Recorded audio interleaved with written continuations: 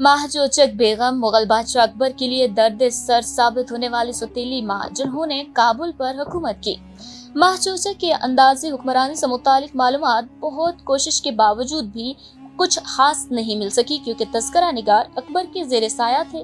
महाचोचक दूसरे मुगल बादशाह नसीरुद्दीन मोहम्मद हुमायूं की सबसे छोटी बीवी थी। उनके वालिदैन का तस्करा तो किसी तारीख में नहीं मिलता, अलबत्ता ये जरूर पता चलता है कि अरगन के बैरम ओगलान और फरीदोन खान काबुली उनके भाई थे। सन 1546 में फौजी जहन की हामिल महाचोचक से शादी के वक्त हुमायूं शेर शाह सूरी से शिकस्त के बाद 6 साल से हिंदुस्तान से बाहर थे। जलावतनी में हुमायूं जहां जाते उनकी महबूब अहलिया हमीदा बानो उनके साथ होती, मगर एक बार काबुल गए तो हमीदा बानो को कंधार छोड़ गए। महाचोचक से शादी पर हमीदा बानो का दुख एन मैरी शिमल लिखती हैं कि हमीदा बानो को शदीद रंज पहुंचा जब उन्हें इल्म हुआ कि काबुल में उनके शोहर ने महाचोचक दरअसल माँ चीचिक महफूम चांद का फूल से शादी कर ली है। रंज की वजह शायद ये भी थी कि बानो को जाम था कि हुमायूं उनसे इतनी मोहब्बत करते हैं कि उनके बाद किसी और का नहीं सोचेंगे। ये एतमाद बेवजह नहीं था। हुमायूं बानो को एक बार देखकर इतने गर्विदा हुए थे कि उन्हें शादी के लिए करीबन 40 रोज तक कोशिशें करना पड़ी थी। हुमायूं की बहन गुलबदन बेगम ने अपनी किताब हुमायूं नामे में लिखा है कि हमीदा बानो बेगम शादी के लिए किस तरह राजी नहीं होती थी। आखिर मेरी वालदा दिलदार बेगम ने उनसे कहा कि आखिर किसी न किसी से तो ब्याह करोगी, फिर बादशाह से बेहतर और कौन हो सकता है। बानो ने जवाब दिया, हाँ, मैं किसी ऐसे आदमी से ब्याह करूंगी जिसके गिरबान तक मेरा हाथ पहुंच सके, ना कि ऐसे शख्स से जिसके दामन तक भी मैं जानती हूँ मेरा हाथ नहीं पहुंच सकता। मेरी वालदा ने आखिरकार उन्हें राजी कर लिया। हुमायूं के वालिद जहीरुद्दीन बाबर 1526 में हिंदुस्तान को जेर नगी करने निकले थे। काबुल हुमायूं की जाए पैदाइश था। यहीं से सन 1504 में फतह और अवामी इमारतें और बागात बनवाने के बाद उनके वालिद जहीरुद्दीन बाबर 1526 में हिंदुस्तान को जेर नगी करने निकले थे। बाबर का कहना था कि काबुल की आबोहवा और उसके फूलों की वजह से उन्हें इस शहर से प्यार हो गया था। अपनी तदफीन के लिए भी बाबर ने इसी को चुना था। बाबर की मौत के बाद उनके बेटे हुमायूं और मिर्जा कामरान काबुल के लिए कई बार एक दूसरे से लड़े, यहाँ तक कि 1550 में हुमायूं को फतह हुई। अफ्यून और भेड़ें। हुमायूं काबुल में 1.5 साल रहने के बाद एक बार बल्ख गए। हुमायूं नामे में लिखा है कि रवाज सत पहाड़ी इलाके के सुर्ख फूलों वाले पौधे के बाग की जानिब जाते हुए पहले अफगानी आगाचा घोड़े से गिरे, जिससे 1 घंटा रुकना पड़ा। फिर महाचोचक बेगम का घोड़ा फुदकने लगा। आप इन बातों से बहुत परेशान हो गए, चेहरे पर हुमायूं इन बातों से बहुत परेशान हुए, चेहरे पर कल्फत के असर हवादार हुए, तो फरमाया कि तुम लोग आगे जाओ, मैं जरा फ्यून खा कर और अपनी तबीयत दुरुस्त करके आऊंगा। हम लोग थोड़े ही दूर गए थे कि आप हशाश बशाश चले आए। दूसरी बार महाचोचक और हुमायूं की पहली बीवी बेगा बेगम के सर पर जाने के लिए देर से तैयार होने पर हुमायूं की नाराजगी का जिक्र है। पहाड़ी वादियों में सैर के बाद शाम में भी हंसी खुशी वक्त गुजारने की बात बताने के बाद गुलबदन लिखती हैं कि सुबह नमाज के वक्त आप बाहर तशरीफ ले गए और वहां से बेगा बेगम, हमीदा बानो बेगम, महाचोचक बेगम और मुझे और सब बेगमात को अलग अलग खत लिख भेजे कि अपने कसूर पर नादिम होकर तहरीरी माजरत करूं। सब बेगमात ने उज़्र-ख्वाही लिखकर खिदमत अक़दस में भेज दिया। हमीदा बानो बेगम ने हम सब के यहाँ 9 भेड़ें भेजी।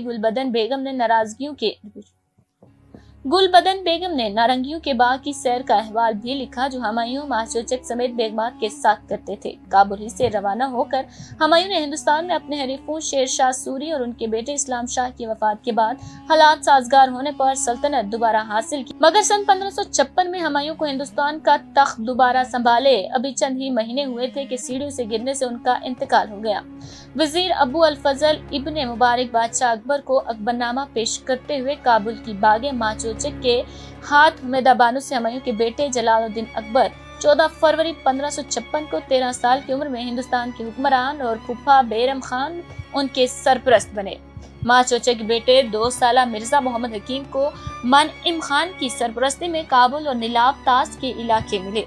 तारीखदान मोहनिस फारूकी के मुताबिक मनइम खान काबुल की सियासी बागें अपने बेटे गनी खान के हवाले करके 1560 में हिंदुस्तान सुधारे, तो हुमायूं के 31 साला बेवा और मिर्जा हकीम की वालदा महाचोचक ने मजाहमत करते हुए फैसला किया कि अब काबुल पर वो हुक्मरान होंगी। रेखा मिश्रा के मुताबिक जब माह चोचक पहली बार हुमायूं से मिली तो वो बोलने से भी शर्माती थी, यहाँ तक कि हुमायूं को उनका नाम जानने से पहले 2 बार पूछना पड़ा। मगर हुमायूं की मौत के बाद उनके अज़ाइम जाहिर होना शुरू हो गए थे। गुलबदन बानो शहजादी, जिसने मुगल हरम से मुंसलिक ऐशो निशात की तस्वीर को बदला, जहाँ आराम मुगल बादशाह शाहजहां की बेटी जो दुनिया की अमीर तरीन शहजादी बनी। औरंगजेब की हेराबाई से मोहब्बत की दास्तान ने अकबर को जख्मी अंगूठे की तरह परेशान किया। माह चोचक ने पहले गनी खान के रिश्तेदार फजाइल बेग से कामयाब इत्तेहाद किया ताकि गनी खान को हटाया जाए, फिर फजाइल बेग को मरवा दिया। हुमायूं के दौर के एक अमीर शाह वली अतगा ने उसमें इनके मदद की, मिर्जा हकीम को भी उन्हीं की सरपरस्ती में दे दिया। अतगा के इरादे खतरनाक लगे तो उन्हें हटाने को हैदर कासिम को बार के साथ इत्तेहाद कर लिया गया। यूं अगले चंद साल में वो एक सियासी कुव्वत बनकर उभरी।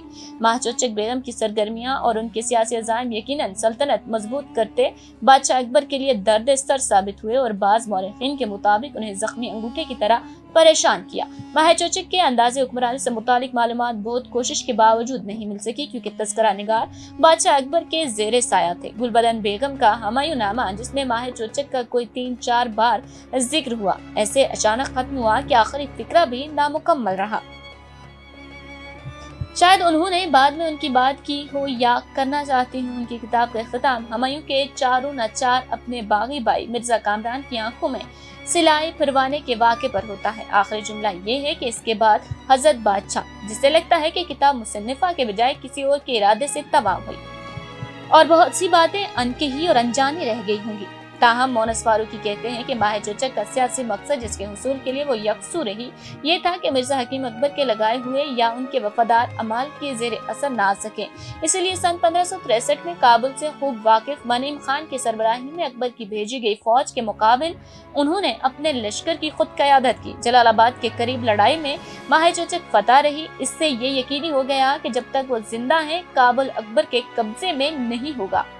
हुमायूं के बेटे जलालुद्दीन अकबर 14 फरवरी 1556 को 13 साल की उम्र में हिंदुस्तान के हुक्मरान बने। अकबर से खिलाफ के जुर्म में बंदे तरमिज के सैयद खानदान से एक हंगामा खेज रईस शाह अबू अल माली लाहौर के कैद खाने से फरार होकर हिफाजत और पनाह की तलाश में काबुल पहुंचे और माह चोचक बेगम के पास गए। बेगम ने अपने मशीरों से मशवरा करके उनका खैर मकदम किया, उनके साथ फराग दिली से पेश आई। माह चोचक ने शाह अबू अल माली को सियासी पनाह दी और अपनी बेटी बख्तुन्निसा की शादी उनसे कर दी, मगर शाह जल्द ही माह चोचक बेगम के तसल्लुत और मदाखलत से तंग आ गए। शिवल ने लिखा है कि शाह अब्दुल अल माली ने काबुल की सियासत पर अपने मुकम्मल बालादस्ती कायम करने के लिए साजिश की और 1564 में माह चोचक बेगम और उनके मुशीर हैदर कासिम को कत्ल कर दिया। अकबरनामा के मुताबिक माह चोचक के बेटे मिर्जा हकीम को खुशकिस्मती से बदखशा के मिर्जा सलमान ने बचाया, जिन्होंने अबू अल माली को शिकस्त देकर कत्ल कर दिया और काबुल पर गिरफ्त बरकरार रखने में मिर्जा हकीम की मदद की। अकबरनामे में दर्ज इस वाक़े के सीधा निकात ये थे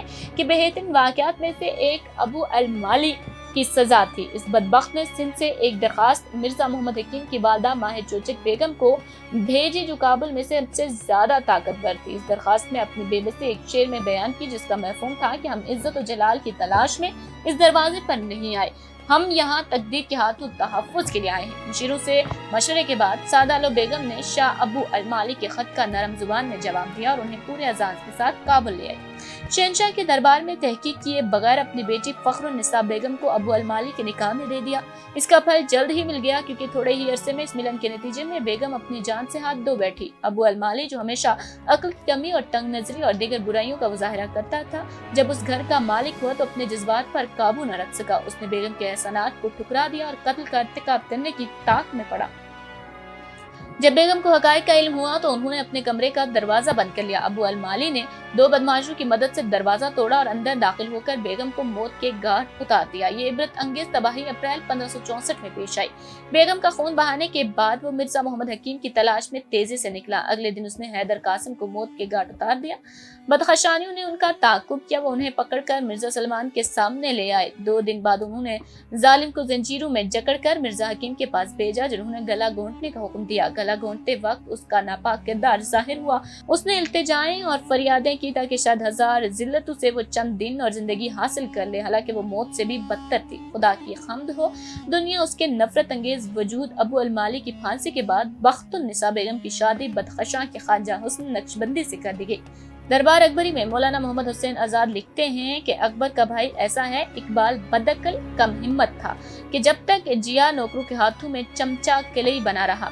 अगर वो इंसान होता तो तमाम हरासान जमीन उसका माल था। कदहार तो जेब का शिकार था। बल्ख को लाभ, हसार, बदकशां वगैरह तक फैल कर अब्दुल्ला खान उज़्बेक को बरसरे हिसाब लेता और अकबर का दायां हाथ बनकर मुल्क के मौरूसी को छुड़ा लेता। और अकबर भी वो आले हिम्मत बादशाह था कि इसे अपने ताज का लाल और हार का मोती बनाता, मगर वो बदनसीब अपनी बदनीयती और नौकरों की बदसलाही से जोंग भरा पोस्तीन बना रहा। माह चोचक बेगम के दीगर बच्चे फरफाल मिर्जा, सकीना बानो बेगम और आमना बानो बेगम ने नुमाया हैसियत हासिल नहीं की। सो मिर्जा हकीम की मौत पर माह चोचक और उनकी औलाद की मुख्तसर हुक्मरानी का सिलसिला तमाम हुआ। अब शहंशाह अकबर के तवील दौर का आगाज होता है।